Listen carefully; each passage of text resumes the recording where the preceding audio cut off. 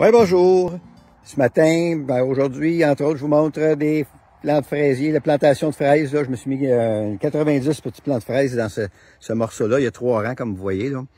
3 rangs. On voit pas beaucoup des plants, hein? Parce que ça, des plants, quand on les reçoit, là, ils sont comme ça, là, en paquet de 25. OK? Ça, c'est un paquet de 25.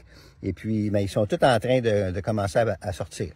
Là, c'est le temps de les planter. Il ne faut pas que ça niaise trop longtemps comme ça. Et on garde ça au réfrigérateur. Donc, moi, j'en ai planté hier. Vous voyez, là, ils sont plantés à cette distance-là entre chaque, à peu près à 12 pouces entre chaque plant. OK? Et puis, j'ai 3 rangées, là, si on veut. OK? Ça fait que c'est ce que ça donne. Ça va me donner un pas pire morceau de fraise. Hein? J'espère bien à manger avant que... Ben là, il faut que je surveille à la fois les oiseaux. Il faut que je surveille les Suisses, hein? Les tamias rayés. Ils sont très voraces aussi pour ça. Puis, peut-être un petit peu les limaces, mais ça, je vais voir avec les paillis, là, être capable de contrôler ça aussi, là. Et puis, c'est ça. À côté, il y a de la belle couleur, hein? C'est beau ici, là, on va vous le montrer quand même. 2 sortes de plantes qui sont intéressantes pour les abeilles à ce temps-ci, les bourdons pour le pollen puis tout ça. Alors, il y a plein d'abeilles là-dedans qui se promènent. Et puis, ça pour l'instant, c'est un morceau que je cultive pas. Alors, je l'ai laissé pousser comme ça à mauvaise herbe. Puis ça va me faire de l'engrais vert. Dans pas grand temps, quand les fleurs vont être finies là, pour les pissenlits, là, fait que là, les abeilles vont avoir fait leur job, ils vont ramasser ce qu'il y avait de besoin. Je vais tout simplement mettre une toile opaque comme il y a un peu à côté ici, là.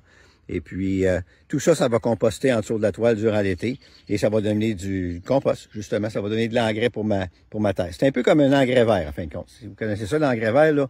Mais moi, au lieu de semer des graines d'avoine ou de sarrasin, ben je profite des graines que Mère Nature me donne, c'est-à-dire les graines qu'on considère comme des mauvaises herbes, pour garder mon terrain que je cultive pas. Puis, comme je connais une méthode facile de pouvoir les faire disparaître, je m'en sers.